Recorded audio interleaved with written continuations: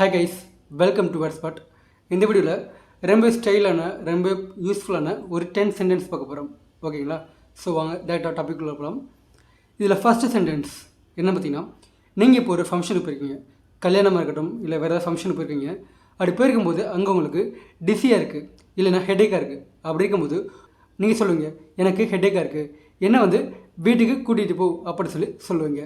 அதுக்கு எப்படி சொல்லுவீங்க அப்படின்னு பார்த்தீங்கன்னா, get me home by now.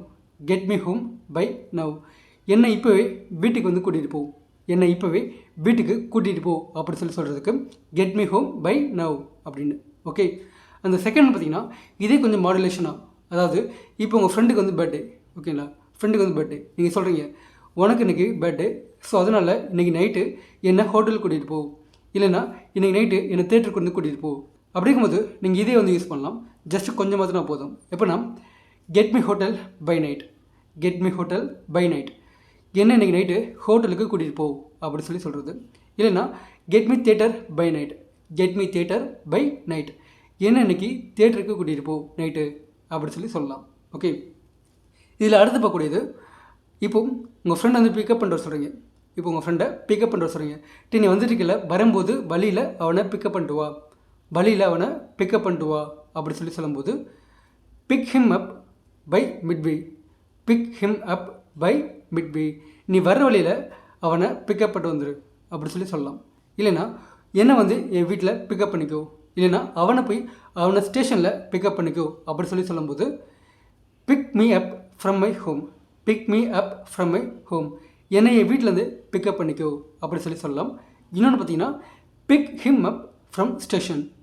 Big him up from station. அவனை ஸ்டேஷனில் பிக்கப் பண்ணிக்கோ அப்படி சொல்லலாம்.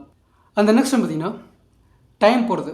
அதாவது இப்போ ஒரு ரொம்ப அர்ஜென்ட்டில் இருப்பீங்க, டைம் போயிட்டுருக்குடா அப்படி உங்கள் ஃப்ரெண்டுகிட்ட சொல்லுவீங்க, எனக்கு ரொம்ப அர்ஜென்ட்டாக இருக்குது, டைம் போயிட்டே இருக்குது, அங்கே பாருங்கள் டைம் போயிட்டே இருக்குது, சீக்கிரமாக செஞ்சு முடிங்க அப்படி சொல்லும்போது நம்ம அதை யூஸ் பண்ணலாம். என்னென்னா guys clock ticking. Guys clock ticking. Time போயிட்டே இருக்குடா, டைம் போயிட்டே இருக்குடா அப்படி சொல்கிறதுக்கு கைஸ் கிளாக் டிக்கிங் அப்படின்றத நம்ம யூஸ் பண்ணலாம் தாராளமாக. ஓகே, அந்த நெக்ஸ்ட்டு சென்டென்ஸ் பார்த்தீங்கன்னா, இப்போ நீங்கள் ஒர்க்கில் இருக்கீங்க, இப்போது உங்கள் கம்பெனிலேருந்து உங்களை வேறொரு இடத்துக்கு அனுப்பிச்சிக்கிறாங்க. எதுக்காகனா அங்கே போய் அதை பார்த்துக்கோ அப்படி அனுப்பிச்சிக்கிறாங்க.